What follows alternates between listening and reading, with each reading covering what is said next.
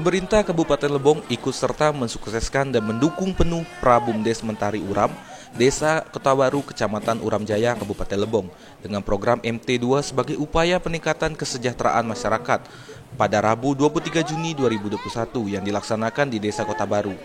Desa Kota Baru merupakan desa perdana yang menjalankan MT2 di Kabupaten Lebong. Dengan dukungan yang kuat dari masyarakat, program MT2 ini akan sukses. Dengan dibimbing saya yakin masyarakat itu semangatnya tinggi. Mari kita manfaatkan lingkungan-lingkungan kosong kita, perkarangan-perkarangan kosong kita untuk hal-hal yang positif.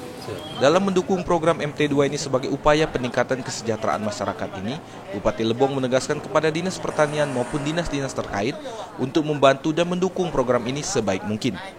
Turut hadir dalam kegiatan ini yaitu Bupati dan Wakil Bupati Lebong, Sekda Lebong, Ketua DPRD, mantan pertama Bupati Lebong, Dandim 0409 Rejang Lebong, Kapolsek Lebong, Kapolres Lebong yang dimana diwakilkan oleh Polsek Lebong Utara, Kejari Lebong, Kepala Dinas Ketahanan Pangan Hortikultura Provinsi, Kepala UPTD BPTHP Provinsi Bengkulu, dan tamu undangan lainnya.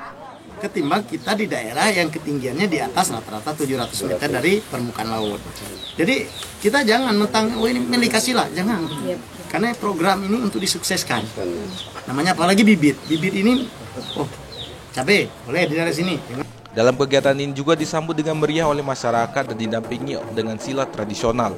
Bupati Lebong juga menegaskan kepada desa-desa lain untuk dapat melaksanakan MT2 seperti desa di Kota Baru ini.